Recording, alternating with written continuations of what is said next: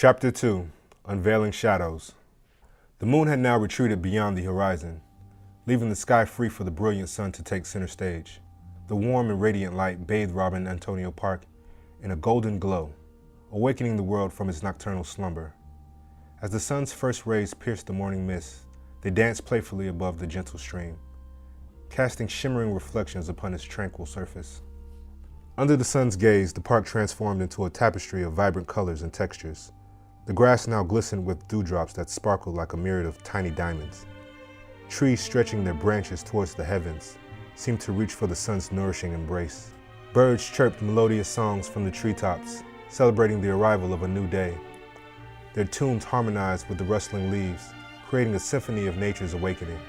Squirrels and rabbits, emboldened by the daylight, ventured out from their burrows, scurrying about the park in search of their morning sustenance. The vibrant blooms of wildflowers and the delicate petals of roses unfurled, displaying their intricate beauty for all to admire.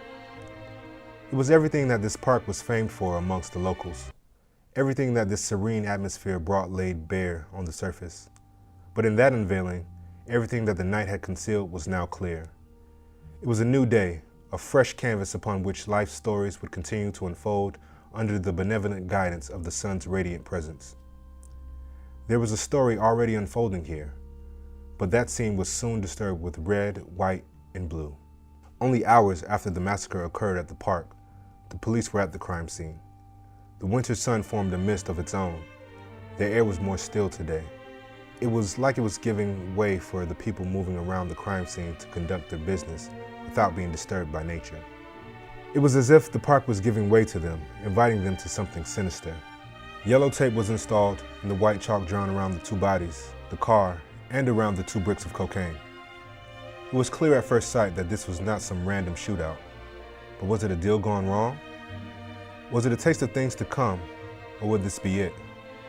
It was evident that some illegal dealings did not go so well for the 2 Mexican men found dead at the scene with multiple close-range bullet wounds. One of them had parts of his head missing, the back of the head, to be precise. Detective Kelly noted every single detail he could as he started his investigation. He had a notepad, and he made some notes on one page, turned it around and wrote a bit of something else on another. He did this all while standing next to his car, not yet approaching the crime scene closely. It was clear that this man was the leading police officer at the crime scene, with the air of importance he carried around himself. But to what extent? His attitude told another story, because it was not often that you found a detective on scene eating beef jerky as he viewed 2 bodies gruesomely murdered. So what happened here? He asked one of the police officers on the scene. God damn it. I forgot a city even had a park this far for... God damn it. I forgot that a city even had a park this far out from downtown, He began to say to the officer. He said the officer had just started to explain the situation, but paused for the detective. After that, he began to ramble. This place is nice.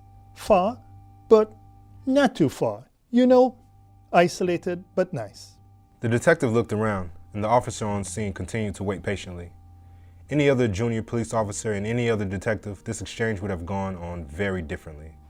However, Detective Kelly did have a reputation of being slightly unorthodox, though that was putting it mildly. I need to look at the city map again. He spoke. I just might have to come back and check this place out. The officer waited a bit, and both him and the detective began looking at each other. Yeah. He started, stammering a bit. Yeah, detective. This is nice. An isolated place indeed. He lifted his hand to point towards the ground. Look at this. He pointed to 2 bricks of cocaine on the ground, bits of powder scattered around the area. One of the police officers found this package on the ground. We are going to seal it up as evidence. Detective Kelly had taken another bite of his beef jerky, but as soon as the police officer pointed him towards the 2 packages on the ground, he spit it out, unchewed. Hold up. Let me see that package first. He began walking towards where the officer had pointed. The detective reached into his pocket and quickly put on a pair of rubber gloves. He adjusted his pants as he crouched on the ground, examining the packages. Could I have something to pick up the evidence with? He asked the police officer, still looking towards the package, beginning to hold out his hand.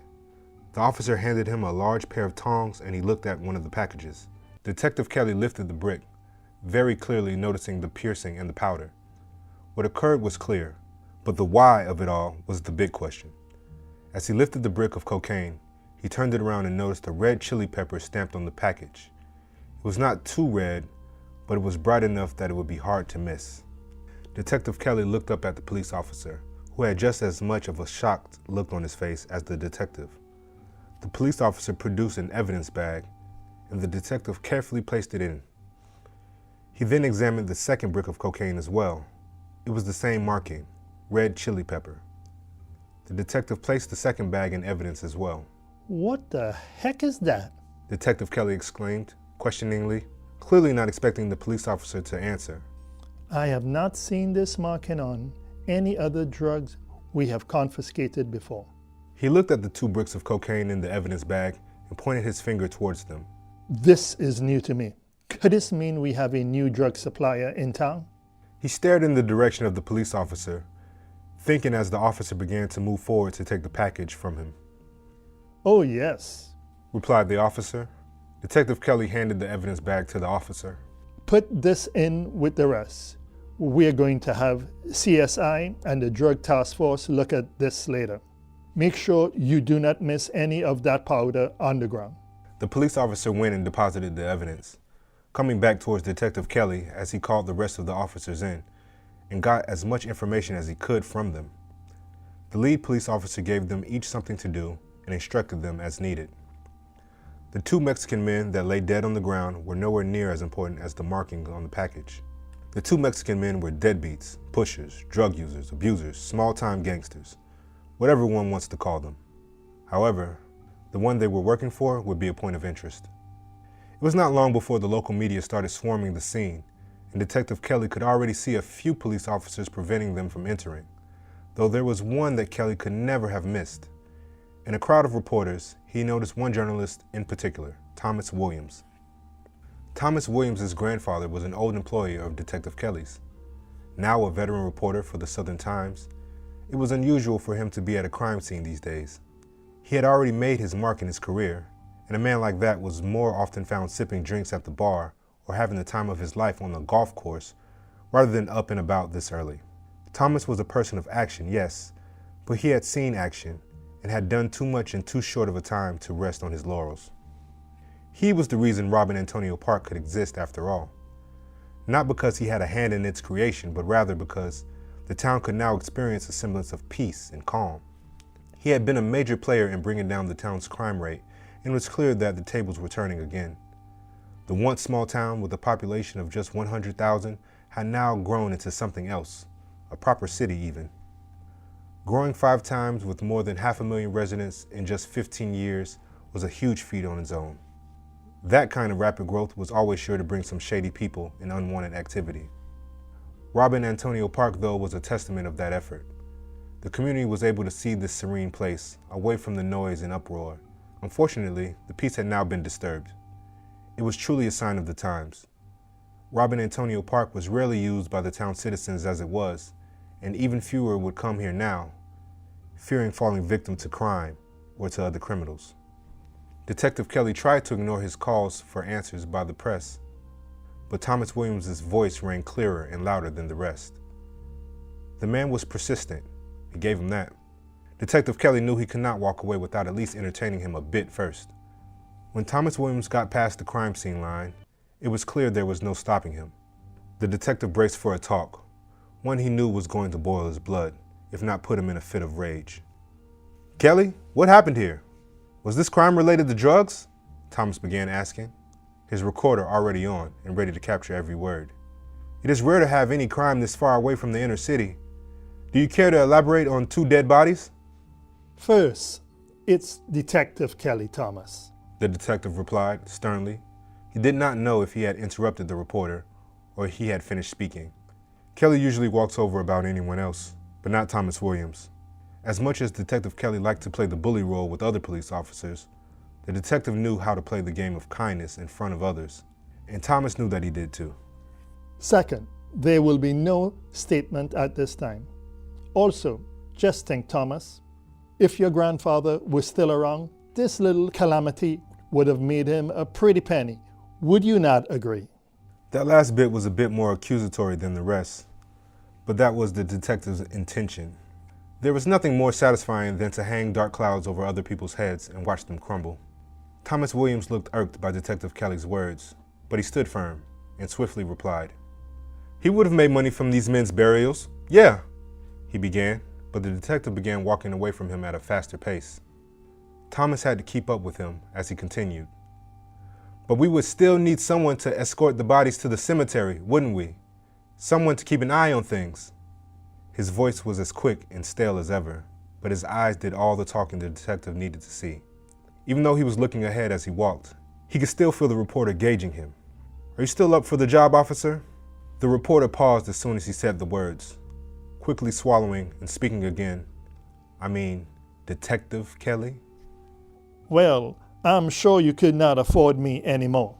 Plus, since the Williams Funeral Home is no more, it looks like it will be work for the new nigger funeral home everybody is raving about.